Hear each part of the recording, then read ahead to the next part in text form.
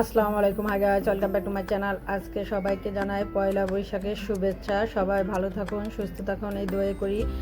আজকে আমি বানাবো ভর্তা। এই ভর্তাটা আপনারা চাইলে পয়লা বৈশাখের দিন বানিয়ে খেতে পারেন। অনেক সহজ এই ভর্তাগুলো বানানো যায়। এখানে আমি একটা মাছের সাথে একটু হলুদ আর একটু লবণ মেখে প্রথমে মাছটাকে ভেজে নিয়েছি। এরপরে আমি বেগুনগুলোর সাথে একটু লবণ আর একটু হলুদ দিয়ে এবার আমি বেগুনগুলো ভাজবো। মাছের আমার এক পাশটা ভাজা হয়ে গেছে, আরেক পাশটা দেখুন উল্টে দিচ্ছি। মাছটাকে একেবারে একদম মচমচে করে ভেজে নেব আজকে। দেখুন মাছটা হয়ে গেছে, তারপর আমি চেপে চেপে একেবারে ভালো করে মচমচা করে ভেজে নিচ্ছি। মাছটা ভাজা হয়ে গেছে, এবার আমি উঠিয়ে নিচ্ছি। এবার এই তেলটার মধ্যে আমি বেগুনগুলো ভেজে নেব।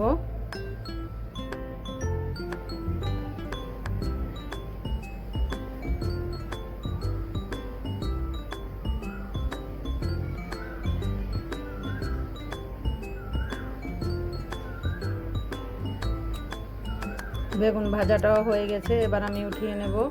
দেখুন কি সুন্দর কোকিল ডাকছে, বসে শোনা যাচ্ছে ঘর থেকে।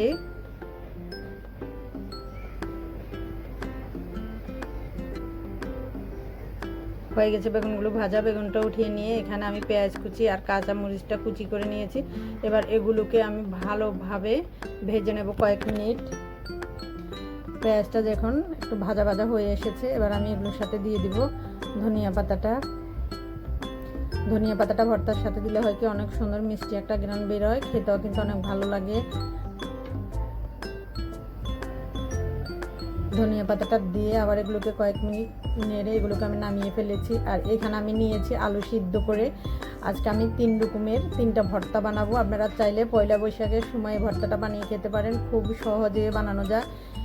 এখানে আমি যে পেঁয়াজ কুচি আর কাঁচামরিচ আর ধনিয়া পাতা কুচি ভাজিগুলো নিয়েছি, তার সাথে দিয়ে দিয়েছি 2টা শুকনা মরিচ, দিয়ে আলুগুলোর সাথে ভালো করে মেখে নিয়েছি। তার সাথে দিয়ে দিব এখন আমি একটু সরিষার তেল। এইভাবে পেঁয়াজ কুচি আর কাঁচামরিচ কুচি ভেজে ভর্তার সাথে দিলে ভর্তার টেস্ট অনেক বেড়ে যায়, খেতে কিন্তু আরও ভালো লাগে। সরিষার তেলটা দিলে অনেক সুন্দর সরিষার তেলের মিষ্টি একটা ঘ্রাণ বের হয়।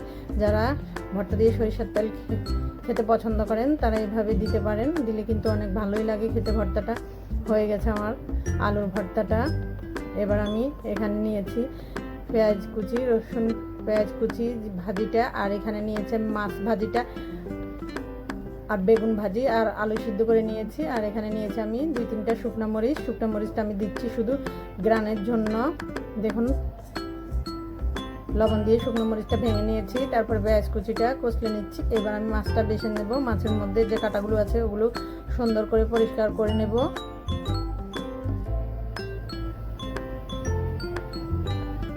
দেখুন এই ভর্তাগুলো খেতে কিন্তু কোনো ঝামেলা নেই, আর কোনো বাটাবাটিরও কোনো ঝামেলা নেই। খুব সহজে ভর্তাটা বানানো যায়, যেমন বানাতেও খুব সহজ, খেতেও কিন্তু অনেক মজা। একেবারে খুব অল্প সময়ও বানানো যায়, বেশিক্ষণ কিন্তু সময়ও লাগে না। মাছের কাঁটাটা ছাড়িয়ে আমি দেখুন পরিষ্কার করে নিয়েছি। আজকে আমি পাটা শিল ছাড়াই 3টা ভর্তা দেখুন বানিয়ে ফেলেছি খুব সহজেই। এবার আমি আলুগুলোকে কষলে নেব।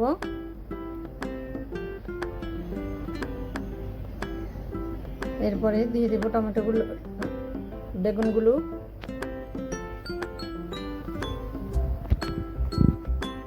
দেখুন বেগুনটা দিয়ে এগুলোকে ভালো করে কষলে নিয়েছি। হয়ে গেছে আমার বেগুনের ভর্তাটা।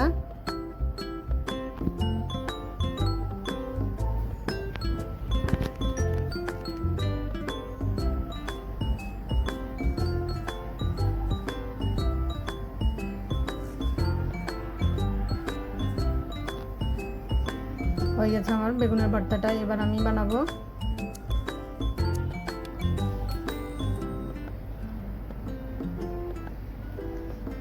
সাজনার ভর্তাটা। সাজনা খেতে কিন্তু অনেকে পছন্দ করেন। যারা সাজনা খেতে পছন্দ করেন তারা এইভাবে একটু বাতি দেখে সাজনা নেবেন। নিয়ে সাজনাটাকে আমি ডালের মধ্যে দিয়ে সিদ্ধ করে নিয়েছি। দেখুন একটা চামচ দিয়ে কি সুন্দর উঠে যাচ্ছে সাজনাগুলো। এই ভর্তাটা এত মজা হয়েছে, আমার 3টা ভর্তার মধ্যে এই ভর্তাটাই সবচাইতে বেশি মজা হয়েছে। আজকে শুধু আমি সাজনার ভর্তাটা দিয়ে ভাত খেয়েছি, আর কোনো তরকারি নিই নেই। আমার কাছে এত ভালো লেগেছে যে সুবাপুরা ভাইয়ারা সাজনা খেতে পছন্দ করেন, তারা এইভাবে একবার হলেও বাসায় ভর্তাটা বানিয়ে খেয়ে দেখবেন। অনেক মজার আর অনেক টেস্টি একটা ভর্তা। এই সাজনাগুলোকে আমি ডালের মধ্যে দিয়ে সিদ্ধ করে নিয়েছি, একটু বড় বড় করে দিয়েছি যেন এভাবে আমাকে চামচ দিয়ে নিতে সুবিধা হয়, এই জন্য সাজনাগুলোকে একটু বড় বড় করে দিয়েছি। দেখুন একেবারে চামচ দিয়ে খুব সুন্দর করে উঠে যাচ্ছে, কোনো ঝামেলা নেই, একেবারে ঝামেলা ছাড়াই। এখানে আমি পেঁয়াজ আর কাঁচামরিচ আর ধনিয়া পাতা যে ভেজে নিয়েছি ওগুলো নিয়ে নিয়েছি একটু, আর লবণ আর আলু সিদ্ধ করে নিয়েছি, এগুলোর সাথে এগুলোই দিয়ে দেবো। অনেক মজার ভর্তাটা হয়, খেতে কিন্তু অনেক ভালো লাগে। যারা খায় তারা তো বুঝতেই পারছে না, যারা কখনো খাননি একবার খেয়ে দেখবেন।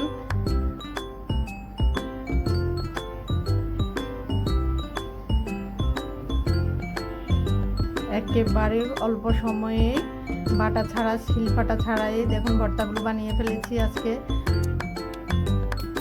এবার এগুলোকে আমি একটু কষলে নেব, তার সাথে এবার আমি বাকি উপকরণ সবগুলো দিয়ে দিব, দিয়ে এবার আলুগুলো দিয়ে দিব। ভর্তাটা এত মজার, এত টেস্টি হয়েছে, আমার কাছে এত ভালো লেগেছে। আজকে দুপুরে শুধু আমি এই ভর্তাটা দিয়ে ভাত খেয়েছি। পয়লা বৈশাখের দিন আপনারা চাইলে খুব কম সময়ে এই ভর্তাটা বানিয়ে নিতে পারেন, ঝামেলা ছাড়াই। যারা ভর্তা খেতে ভালোবাসেন এভাবে একবার বানিয়ে খেয়ে দেখবেন। আজকের মতো এখানেই শেষ। আল্লাহ হাফেজ।